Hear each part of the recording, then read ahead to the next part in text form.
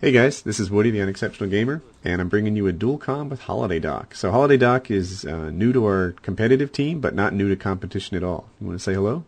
Hey guys, Holiday Doc here, the Mr. John Madden of Call of Duty, at least for the competitive side of things.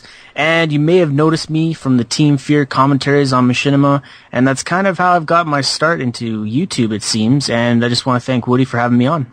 Anytime, man. Yeah, nice to have you. So, so Holiday Doc joined our competitive team just recently. He's somewhat of a ringer. He's just to help me here. We talked about your competitive background. Well, I have an extensive Call of Duty, at least competitive side of background. Over 2,000 matches played, 30 podium finishes with prizes winning in LAN events and stuff, local area stuff. And I'm just huge into the competitive side of things. I think it offers just way more than the regular public realm. And it brings, a lot of good friends when you're meeting up and joining building teams. Yeah, man. So the competitive thing, that I've said it on my channel before, the highs are higher and the lows are lower. And so people don't know, we just got off a loss tonight. And Holiday Doc and I were both fluctuating between a red bar and two yellow bars, and I really think we should have won. That we could have won if we were at our best. Yeah, definitely. Connection plays a huge part in competitive. 4v4 is the standard kind of map or player size, and when you got two guys running a lower connection or an absolutely terrible connection, you just cut your team in half, and now it's 2-on-4. There's a lot of ways you can compensate with gun selection and just positioning and what your role is going to be to help with the connection, but you're still going to be fighting uphill. Yeah, man. I had some luck with the G11 with a bad connection, so that's why I was running it tonight. And, I was six bursting people before I got my kill. And, when that happens, and then there's hit markers on every one. It's not like I was just missing. It's like, wow, if that's the kind of lopsided performance you need to win a gunfight, how can you win a gunfight? I mean, how can you win very many of them anyway? It's terrible. And even in this game we have here, I fluctuate between 2 and 3 bars. And I don't know what's happened to my connection lately, but I guess this is the new me. I don't know. We got to fix this. Yeah, absolutely. Hopefully that internet connection you got coming on the 10th helps you out a lot. Yeah, we'll see. We'll see. At the very least, we'll be able to split the network traffic in the house. Man. Yeah. Being from Canada though, hit markers are my best friend, and connection's always been kind of an uphill battle for me, as most of my New Breed team members were all from the East Coast or even Texas, which is really far away from where I am. So I always let my teammates host. I didn't really feel like I needed to have that 4-bar. Yeah, it was nice, obviously. You're going to connect with a lot more shots and, build some great gameplays off that better connection. But I've learned to kind of deal with it. And, play the objective is a little easier to do when you don't have to worry about kills so much. So. Yeah, game battles is not about kills and deaths. I know sometimes people, look at the end result of a game battle score and, it's kills and deaths to some extent, because you can't get a lot done when you're dead. But, that is really not the measure of a player. It's not. Yeah. Like in game battles, it seems most deaths come from behind and to the side. There's not a lot of, straight up face-on-face gunfights. And, positioning, gun selection, and range all plays a big factor in your kill to death, which really doesn't mean anything.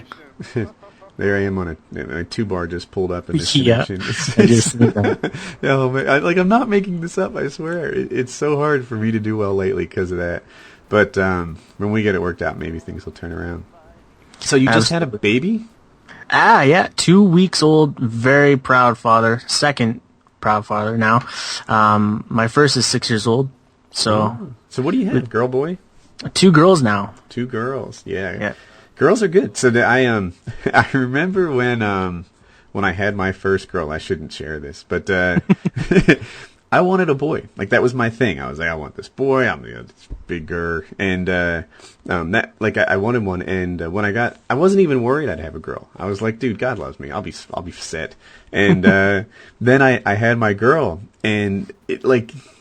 You'd expect me to say, oh, and it was wonderful, it changed my mind, but it took a little while. It was like catastrophic. I compared it to a car accident. I'm like, I can't just fix this. She's always going to be a girl. And, but she fixed it. Yeah, man, I so fell in love with my daughter. it must be chemical or something. It's beyond any logical explanation how much I grew and how much she means to me. And by the time we had our second kid, I was like, I'd be totally fine with 2 girls. Girls are awesome, much more than I knew. So yeah, man. That's the same feeling, man. Like I was flirting with the fact of having a little boy and thinking about how cool it would be to, get him into gaming and get him into all the sports I was into in high school and stuff like that. But, when the girl comes up, you're like, I'm really having a good family now, Yeah. And the girl just brings a whole new element to your family life, and I just absolutely would never trade it for the world. Girls rock, man. It's I was slow to realize that, and just write it off to being young and dumb. But but yeah, so it's no trouble with girls, even though I was slow to figure it out. I think they're a lot easier to handle at a young age too. Oh, they really are. I remember, my daughter would have these boyfriends at like 2 years, not like, just friends that are boys, and they'd be like running laps around the house like wild Indians, and she was all like calm and collected. She put hats on them as they went by, and that's, girl versus boy. It's a real different thing. It's totally different. My buddy's got a little boy as well, and we were really good friends, always babysitting for him, and that guy was a little Tasmanian devil. You could not slow him down for anything. Oh yeah, that's how it goes, man. Yeah. So I just want to talk about the gameplay here real quick. On demo, it really feels like on all the maps, one bomb plant is key, and for the most part, you want to keep them away from B, but if they plant it, it's not the end of the world. A bomb plant is definitely the one you want to keep, and it's a great bomb plant to hold because it's so easy for respawn, chuck nade, and it's kind of, if you lose A, it's kind of a downhill battle from there, or uphill, sorry. And I do a good job of just kind of fighting them off from B, while you guys were all positioned very well to catch the stragglers over to A. So you think on this map, the key one is B? Key one is A, sorry. Key one, oh, okay, maybe I heard it wrong. Yeah. Yeah, they're typically in demo, there's a key map. Like I remember on Estate, for example, the one inside the Estate, I forget the letter at the moment, was the key one. That was the only one that mattered. Yeah. And some of them are a little more balanced, but yeah, oftentimes you want to get the hard one first. And in my little circle, our informal rule is we go for the hard one until there's 1 minute left, and if you get down to 60 seconds, we'll pick up the easy one for the time extension. Yeah, to buy that time. Yeah. What do you do? Is that about right, you think? That is about right. In game battles, you gotta play it a little. You gotta give yourself a little more time than a minute because a good team will shut you out with a minute, no problem. You need that extra time to play and kind of test the waters on see where they're at, where they're positioned, and then kind of swoop in behind. For myself, if I was to defend a certain bomb, I would never be on the bomb. I would always try to push way past and get my team to kind of do the same thing, pushed up past half at all times, and just kind of watch for the bomb plants. I've noticed you do that in Cap the Flag too. I used to play defense on CTF, and I'd often be even behind the bomb. Like take Invasion for example. I'd be upstairs on sandbags, whereas your style is to say own from half the map forward. Yeah, and if they somehow get behind you, well then they have to get past you. Exactly. I like to call it the thirds or the third rule. And kind of visionary, a good friend of mine has the same kind of concept. You want to kind of stay the 1/3 half of their map. That didn't really make sense, but the 1/3 of their map, you got to be in and around, but you never want to put 2 guys in that position.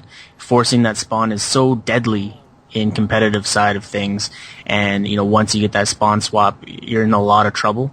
So just having that one player up in that 1/3 of their map will allow you to, pick off the sprinters, get the easy kill coming around corners, and just be in a good spot for callouts.